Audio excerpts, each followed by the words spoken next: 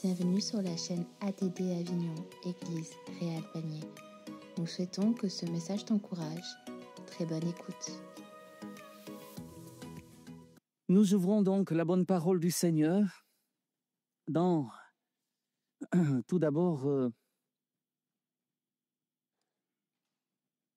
nous allons lire dans l'Évangile selon Jean, chapitre 13.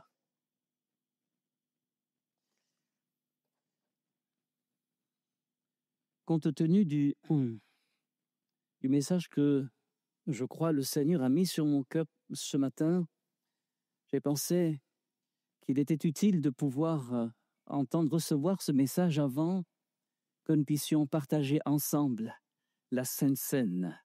Et j'aimerais, avec la grâce du Seigneur, que nous puissions nous projeter dans ce temps particulier qui se déroule dans la chambre haute avec Jésus, et que lorsque nous allons prendre la Sainte Seine, nous prenions conscience que, alors que le pain et le vin vont circuler, eh bien, que nous puissions prendre conscience que c'est le Seigneur Jésus qui nous tend ce pain et qui nous invite à partager la coupe. Que le Seigneur donc nous conduise dans ces moments. Voici ce que nous lisons au chapitre 13 et au verset 1er. Avant la fête de Pâques, Jésus, sachant que son heure était venue de passer de ce monde au Père et ayant aimé les siens qui étaient dans le monde, mit le comble à son amour pour eux. Mit le comble à son amour pour eux.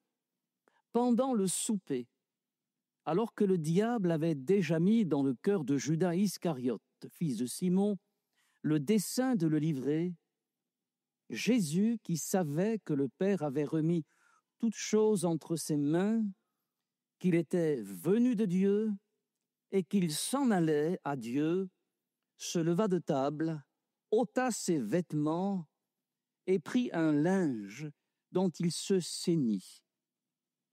Ensuite, il versa de l'eau dans un bassin et il se mit à laver les pieds des disciples et à les essuyer avec le linge dont il était ceint. Il vint donc à Simon-Pierre, et Pierre lui dit, « Toi, Seigneur, tu me laves les pieds ?» Jésus lui répondit, « Ce que je fais, tu ne le comprends pas maintenant, mais tu le comprendras bientôt. » Pierre lui dit, « Non, jamais tu ne me laveras les pieds. » Jésus lui répondit, « Si je ne te lave, tu n'auras point de part avec moi. » Simon-Pierre lui dit, « Seigneur, non seulement les pieds, mais encore les mains et la tête. » Jésus lui dit, « Celui qui est baigné, la version seconde dit, celui qui est lavé, n'a besoin que de se laver les pieds pour être entièrement pur.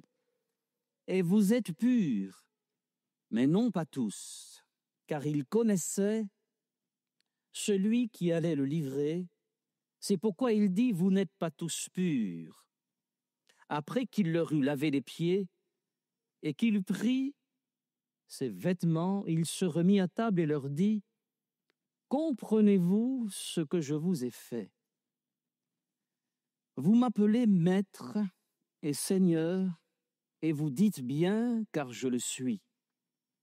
Si donc, je vous ai lavé les pieds, moi, le Seigneur et le Maître, vous devez aussi vous laver les pieds les uns les autres, car je vous ai donné un exemple, afin que vous fassiez comme je vous ai fait. Amen. Je voudrais lire également dans l'Évangile, la première aux Corinthiens, au chapitre 13, à partir du verset 13.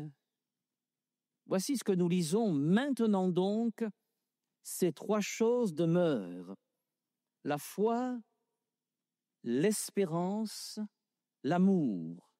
Mais la plus grande de ces choses, c'est l'amour. Recherchez l'amour. Amen. Et je vous lis enfin le verset 34 de ce même chapitre 13, il nous est dit donc ceci, c'est Jésus qui parle, « Je vous donne un commandement nouveau. Aimez-vous les uns les autres comme je vous ai aimé, vous aussi, aimez-vous les uns les autres. À ceci, tous connaîtront que vous êtes mes disciples, si vous avez de l'amour les uns pour les autres. Amen. » Seigneur, au moment d'ouvrir et de partager ta bonne parole ensemble, nous nous présentons devant toi et nous croyons, Seigneur, que par ton esprit, qui est présent au milieu de nous et qui est agissant, tu vas faire vivre cette parole dans notre cœur, ô notre Dieu, que nous puissions éprouver profondément dans nos cœurs la dimension de cet amour que tu as manifesté à l'égard de tes disciples lorsque tu étais là dans la chambre haute. Nous te prions de nous aider, Seigneur, à vivre ces moments d'une manière particulière, comme l'ont vécu les 12 avec toi dans la chambre haute, Seigneur, afin que nous puissions recevoir de toi cet amour extraordinaire que tu veux répandre dans nos cœurs encore aujourd'hui par le Saint-Esprit. Nous t'en prions et supplions, Seigneur, au nom de Jésus-Christ. Amen, merci. Oh, merci, notre Père. Amen.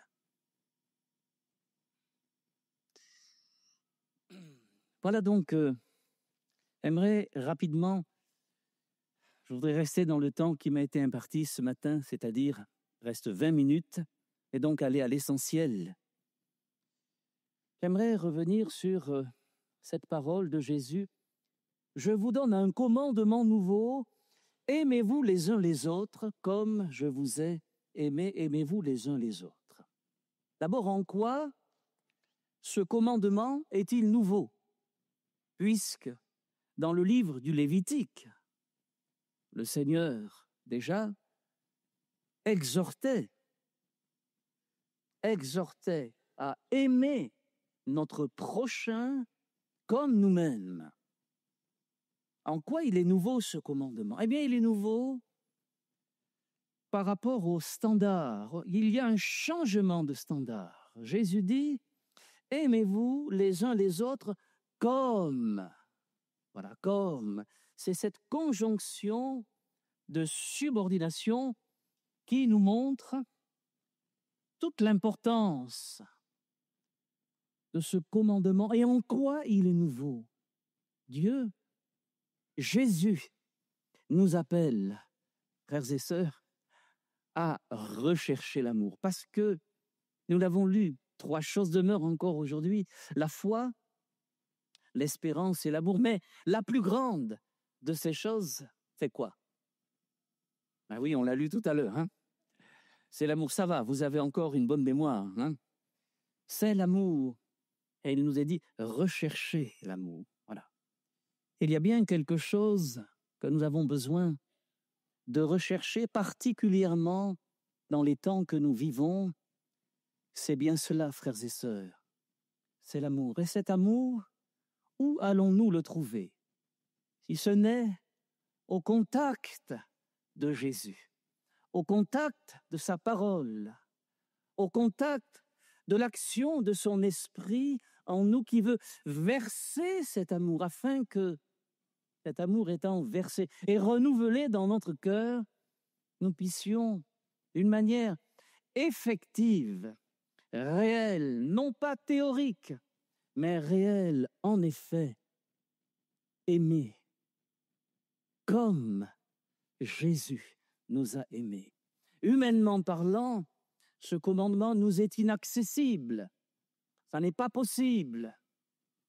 Mais avec la grâce de Dieu, en recherchant la présence de celui qui, encore aujourd'hui, baptise dans le Saint-Esprit, alors oui, frères et sœurs, nous pouvons vivre cet amour et vivre le renouvellement dans cet amour. Cette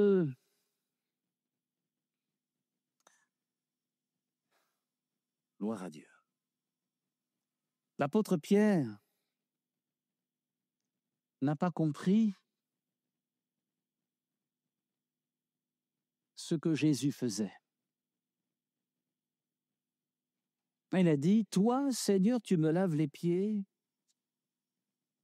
Jésus lui a dit, « Ce que je fais, tu ne le comprends pas maintenant, mais tu le comprendras bientôt.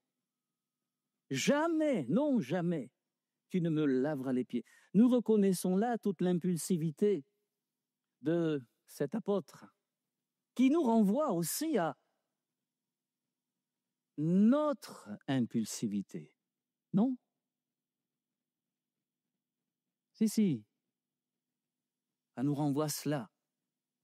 Tout ce qu'est Pierre nous renvoie en réalité à ce que sont les autres disciples et à ce que nous sommes aujourd'hui encore. Nous sommes comme cela, mais le Seigneur, dans son amour et dans sa grâce, veut nous donner le petit coup de pouce qui va nous permettre de sortir de ce que nous sommes, de sortir de nos réactions intempestives, de nos réactions charnelles, pour pouvoir entrer dans cette dimension de l'homme, de la femme, qui marche selon l'Esprit de Dieu, dans la vie nouvelle, qui manifeste cette vie nouvelle.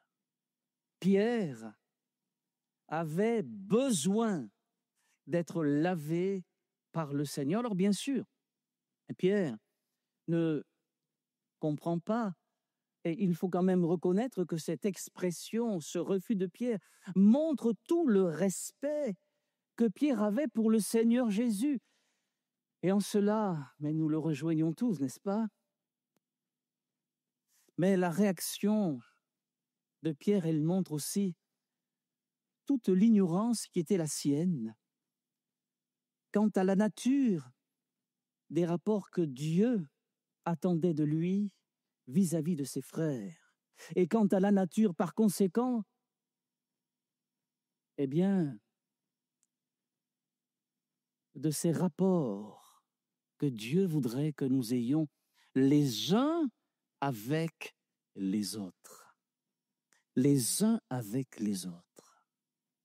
Il était dans l'ignorance de ces choses, mais Jésus lui a enseigné, et ce matin, Jésus nous rappelle ce qu'il a enseigné à Pierre pour que nous puissions le vivre. Nous qui allons savoir ces choses, nous qui les savons, nous serons heureux. Il y a une promesse de béatitude, nous serons heureux si nous les pratiquons. Alors Pierre avait besoin d'être lavé, mais de quoi donc Pierre avait-il besoin d'être lavé?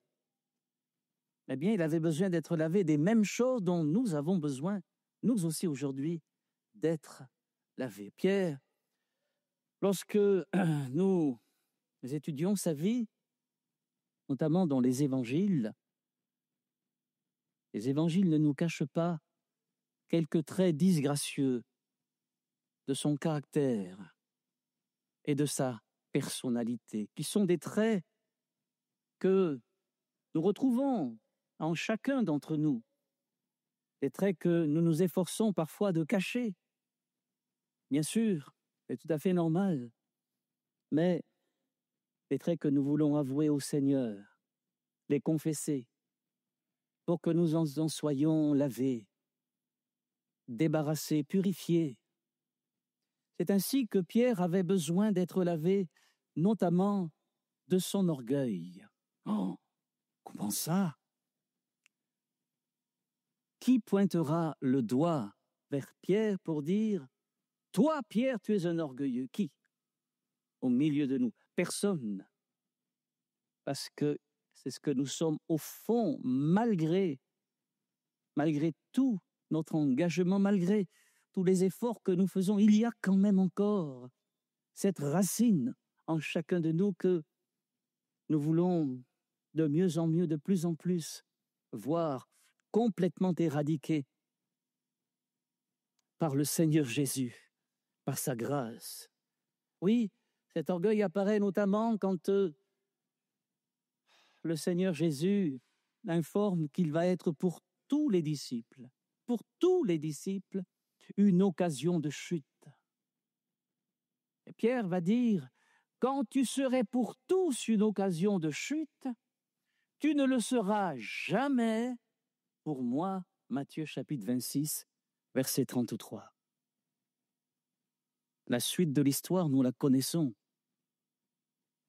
Voilà la manifestation. Les autres, oui, mais moi, non. Mais toi comme les copains, nous comme tous les autres. C'est beau de voir dans les Actes des Apôtres, lorsque il se rend chez Corneille, et que Corneille, donc impressionné par la réputation de l'homme de Dieu qu'il est devenu, rempli du Saint-Esprit, Corneille se prosterne devant lui, mais Pierre lui dit, mais relève-toi, parce que moi aussi, je suis un homme, c'est-à-dire je suis comme toi. Je suis comme toi. Et nous sommes comme Pierre. Nous avons besoin d'être lavés, nous aussi, de cet orgueil. Pierre avait besoin également d'être lavé de la confiance démesurée qu'il avait en lui-même. Quand il dira, « Seigneur, je suis prêt à aller avec toi et en prison et à la mort. » Il avait tellement confiance en lui, mais l'Écriture nous montre que, comme Jésus le lui avait dit avant que le coq ne chante 2 fois, tu m'auras renié 3 fois parce qu'il n'était pas prêt. Il pensait être prêt, mais il ne l'était pas. Sommes-nous prêts? Pensons-nous être prêts? En tout cas, puissions-nous l'être en vérité? Mais demandons au Seigneur, mais bien de nous laver comme il a lavé Simon-Pierre, de peut-être cette trop grande confiance en nous-mêmes. Pierre avait besoin également d'être délivré de sa violence intérieure qui apparaît lorsqu'on vient arrêter le Seigneur Jésus.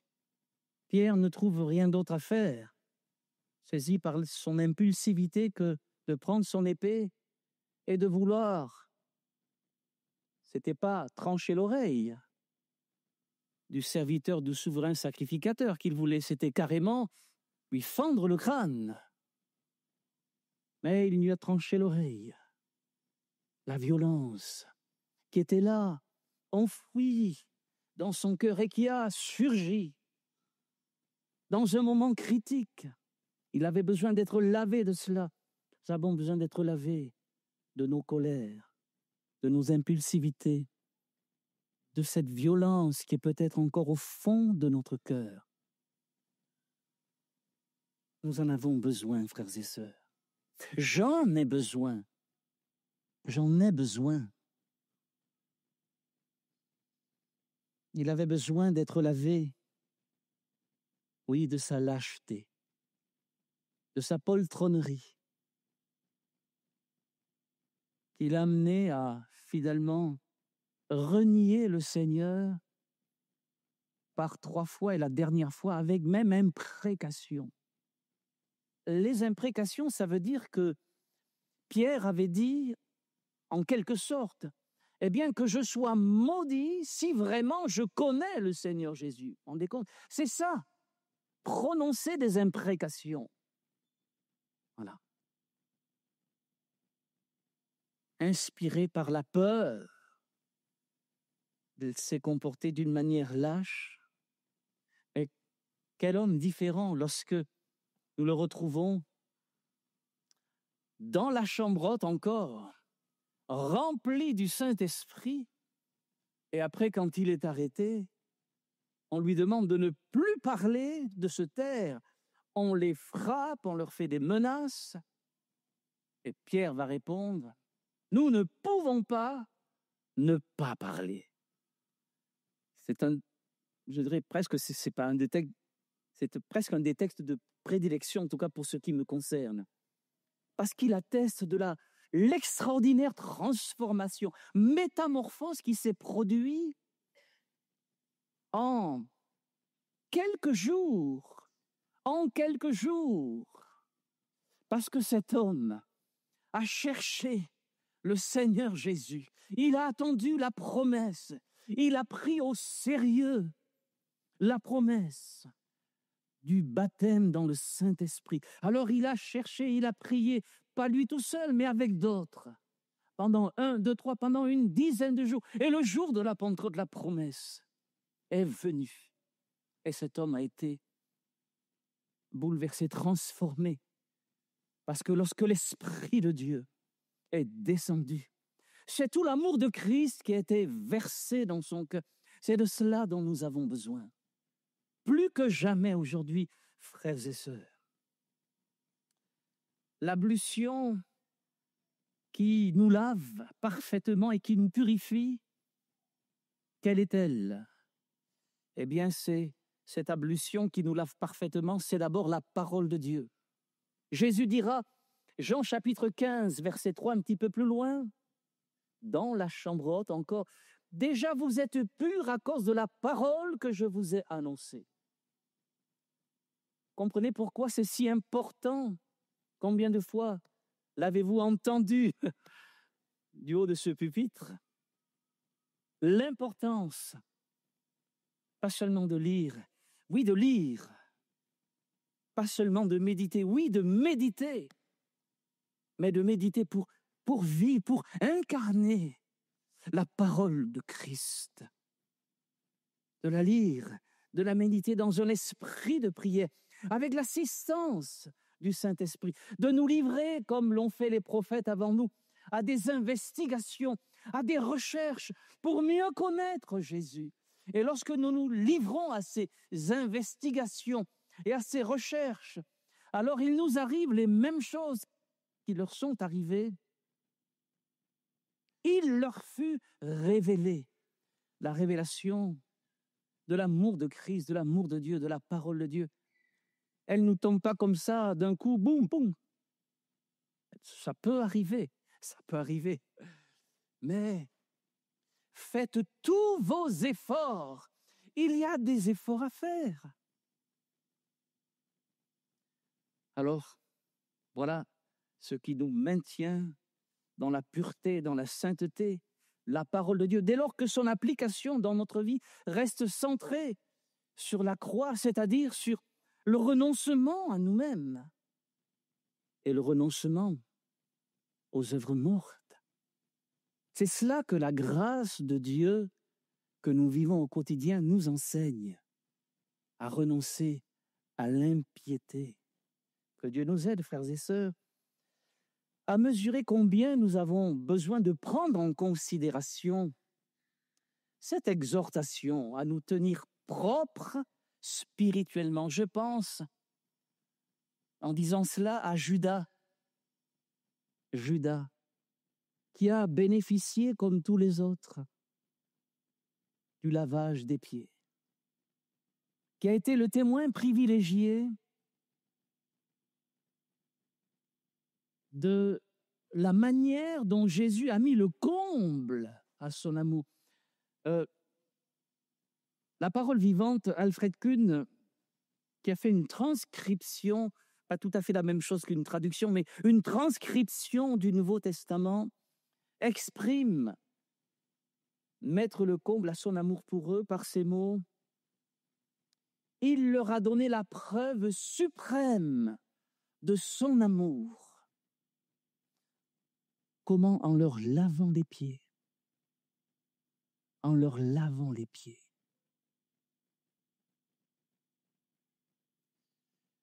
Judas a été le témoin de cela. Judas qui avait été choisi par Jésus. Judas qui a été envoyé par Jésus. Judas qui a prêché l'Évangile. Judas qui a reçu comme les 12 autres le pouvoir de chasser les démons, de guérir les malades, de purifier les lépreux et même de ressusciter les morts. Vous avez ça dans les évangiles. Je n'ai pas le temps de prendre toutes les références parce que l'heure tourne. Judas qui a expérimenté la puissance de cette parole autour de lui, mais qui ne l'a pas expérimenté dans sa propre vie. Frères et sœurs, ce que nous sommes à l'intérieur de notre cœur, l'œuvre de Dieu à l'intérieur de notre cœur est plus importante que l'œuvre que nous pouvons accomplir par la grâce du Seigneur autour de nous. Le fruit est plus important que les dons. Le fruit est plus important que les dons. S'il n'y a pas de fruit, le sarment est coupé et il est jeté au feu. Le fruit détermine si oui ou non nous sommes sauvés. Il y a une prépondérance majeure du fruit sur les dons. Judas est passé à côté de tout cela. Il n'a pas pris soin de s'entretenir, de se laisser sonder, de se remettre en question par les enseignements de Jésus, les actes de Jésus. Quel drame! L'enseignement du lavage des pieds, je conclus, c'est que Jésus nous appelle à servir nos frères et nos sœurs dans un amour profond qui va nous amener parfois à accepter d'être salis, de prendre sur nous-mêmes les souillures, les salissures de nos frères et de nos sœurs, les choses qui sont douloureuses, mais qui, par la grâce de Dieu, avec l'assistance du Saint-Esprit, n'affectera pas notre amour pour nos frères et pour nos sœurs. Nous sommes appelés à servir dans cet état d'esprit qui va nous amener à donner généreusement le pardon.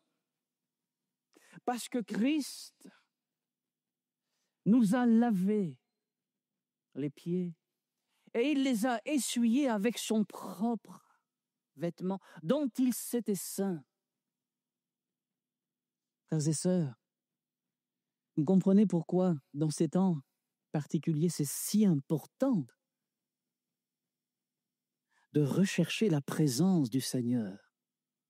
Il n'y a que lui, il n'y a qu'à son contact que nous pouvons vivre ces choses-là, que nous pouvons les pratiquer. Et si nous les pratiquons, nous allons connaître le vrai bonheur, la vraie joie, la véritable espérance. Il y aura une véritable dynamique de vie, d'amour en nous. Que le Seigneur nous aide, frères et sœurs. Il n'y a pas le temps de vous parler. Allez, je prends 2 minutes, c'est juste 11h01, hein, voilà. Bon, encore 2 minutes, peut-être 3.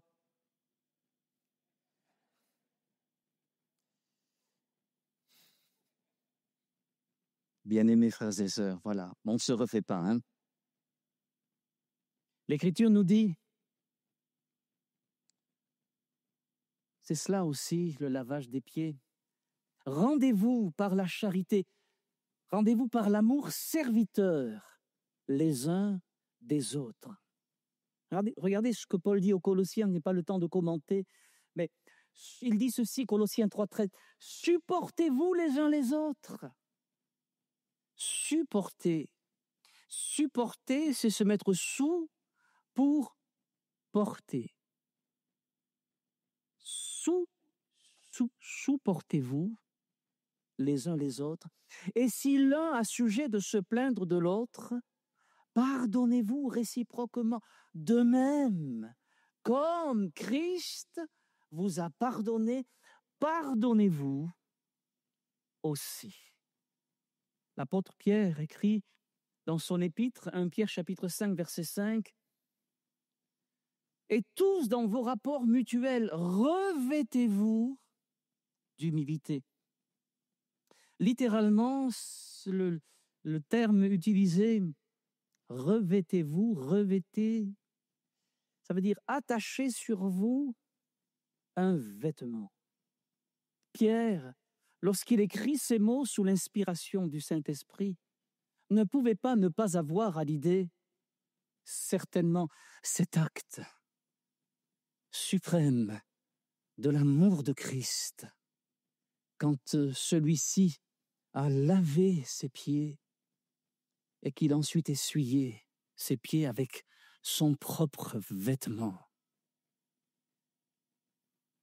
Certainement. Alfred Kuhn, dans La Parole vivante, il traduit ainsi ce passage. C'est une transcription. Je n'ai pas le temps de vous expliquer ce qu'est une transcription, mais regardez, lisez Parole vivante, un ouvrage excellent, s'il en est.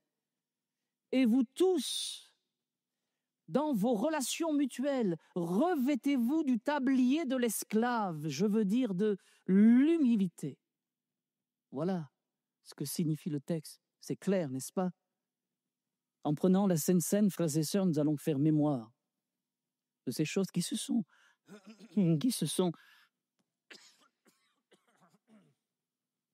déroulées dans la chambre haute. Demandons au Seigneur, demandons-lui instamment, frères et sœurs, de nous aider à nous conformer à ce modèle-là qui nous a été donné. Un seul modèle nous a été donné, pas compliqué, un seul, le modèle de Christ. C'est en cela que, eh bien oui, ceux qui vivent autour de nous reconnaîtront que nous sommes vraiment les disciples, les véritables disciples de Jésus-Christ. À cet amour que nous allons pouvoir manifester les uns à l'égard des autres, prions le Seigneur, s'il vous plaît. Nous te rendons grâce